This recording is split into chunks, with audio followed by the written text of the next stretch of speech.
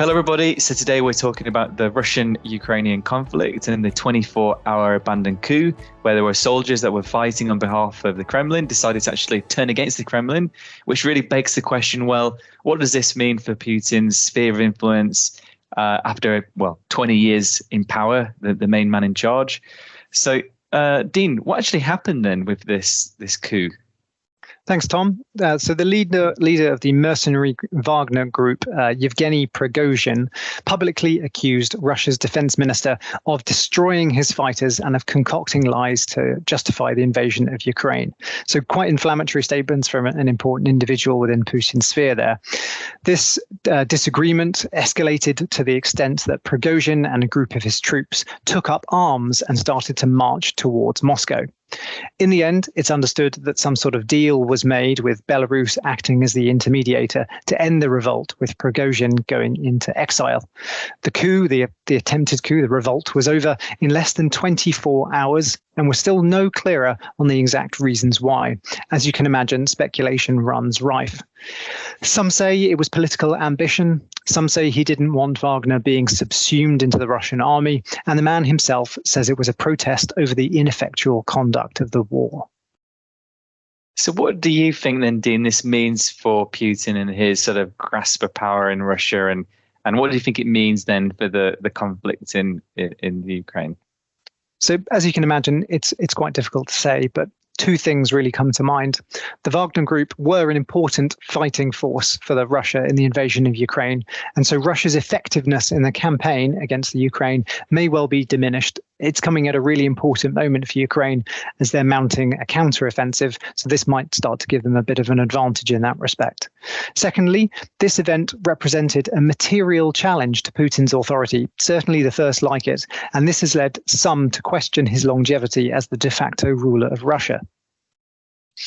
Okay, so let's move it on to what we hope to know a bit more about, which is the economic impact. So when Russia invaded Ukraine, it kind of sparked an energy crisis, which added to the exacerbated inflation problem that existed post-COVID, which kind of ultimately led to, we've got a bit of a cost of living crisis, and then we have interest rates at the highest levels that we've seen for about 15 years or so. So there's been a huge economic impact. Now, if there was a change of the guard in the Kremlin, do you think that would be have a positive economic impact, or do you think it would have a negative impact? So you're right to say, Tom, that the conflict has taken an enormous economic toll, not to mention the humanitarian tragedy. It resulted in a very large redrawing of energy markets, particularly sort of in Europe, as you can imagine. And this has forced Europe to rebalance its energy supplies away from Russia. Even if Putin were replaced, would Europe be willing to increase its reliance on Russia once again? Probably not. Now they've gone to such efforts to diversify their supply chains. In the very near term, if the conflict escalates, we might see a pickup in energy market volatility, which could have an inflationary impact. But it's unlikely to be as material as when the conflict first kicked off. So final question. So that's the economic impact. What about the impact to the investment markets?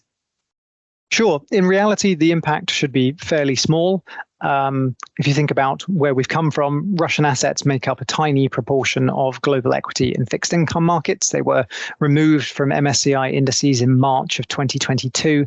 And before then, it was only about 40 basis points of global equities in any case.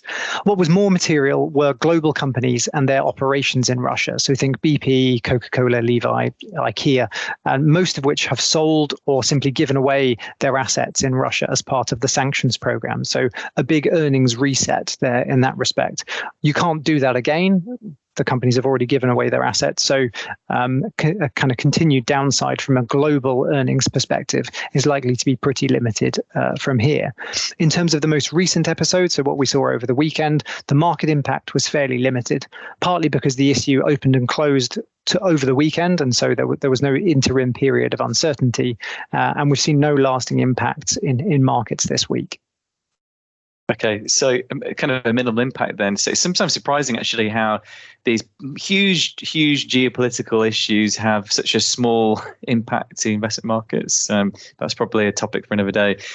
Look, Dean, thanks so much for your time today. It's a difficult topic to cover, so thanks for covering it. And thanks everyone for watching, and we'll be back again next week with another episode. Thanks, Tom.